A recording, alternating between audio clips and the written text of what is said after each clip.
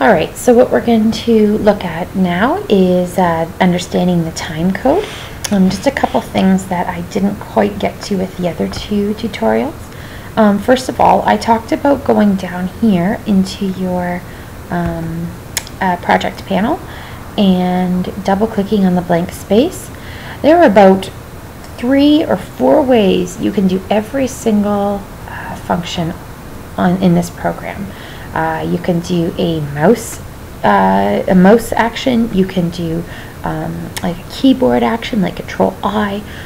You can go up and you can do it at the top here. There's a ton of different ways you can do things. Okay, so one of the different ways, one of the easier ways, is rather than right-clicking and getting that option of getting a new bin, you can just go right here to new bin where that nice little yellow file is. Okay, there's a lot of different icons down here too, so you can kind of play around with that and see what those do on your own. Okay, up here is a search panel, so this will search whatever is in your panel right here, your project panel.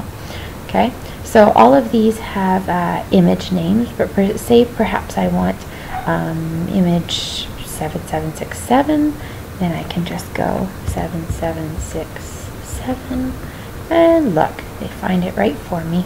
Okay, so that's a kind of a neat way of doing it as well. If you name your files before bringing them into your project panel, if you name it, like, I don't know, we were looking at camera shots, so medium shot, you name it MS, then you can just put MS up here and it'll find it for you. Okay. Oh, another thing you can do is that you always know which panel you're working in because it is surrounded by a yellow box. Okay, so if I'm working here, yellow box, working here, click, yellow box, working here, click, yellow box, you're getting it. There we go. Okay, so you can also move these around. These have little toggles and you can make them bigger or smaller, move them where you want to move them. Okay, this kind of thing.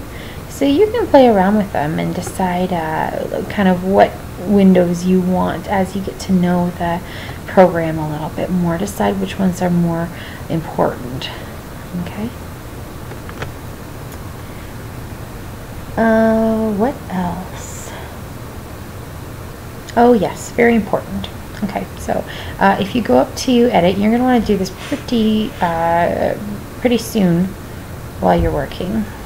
Go up to edit and go down to preferences and go down to autosave.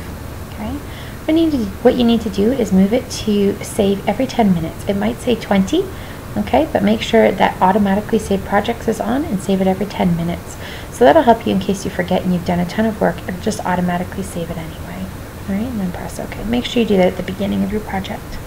Okay, so now understanding time code. So we've got this scale down here, all right? This is a ruler of time, okay? This is the very beginning before there was any video, and we go all the way. We just keep going and going and going, all right? And remember, if we zoom out again, we can see even more time. So right now we're at 1 hour, 36 minutes, or sorry, that would be 1 minute, 36 seconds and 2 frames, okay? Now if we zoom all the way out, we are going to see that we can get all the way up to 8 hours, 32 minutes, and 16 seconds. Okay, so there are, basically it just goes on and on and on and on forever, but this is the beginning and this is later in time. Okay, so this little blue handle here with the nice little red line is your current time indicator. So that tells you where you are. Oh, look at him go. Alright, that tells you where you are in your particular movie. And as you move it along, it'll move with your movie. Okay. You can also see as you're moving the current time indicator, these yellow numbers are changing as well. They're telling you what time you're on. Okay, so this is 3 seconds and 29 frames, 2 seconds and 11 frames, 16 seconds, 3 frames. They're anywhere from 20 to 60 frames per second, but that's something that is for a little bit later that we can talk about.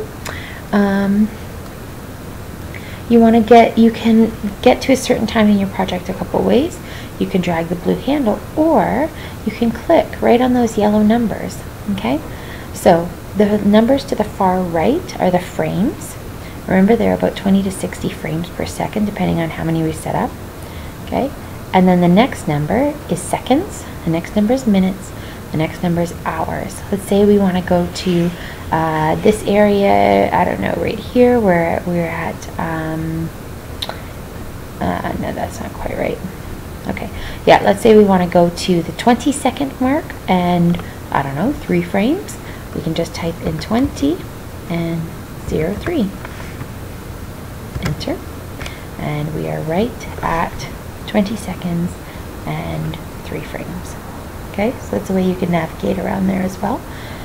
This isn't really important right now while you're just doing a 45-second video, but you can imagine how helpful and important this is as you start to make big videos where you have hundreds of minutes of footage and you have to break them down and make it into a smaller video. So that's just something good to be familiar with for right now. Alright, I think that's everything, and we will continue moving on.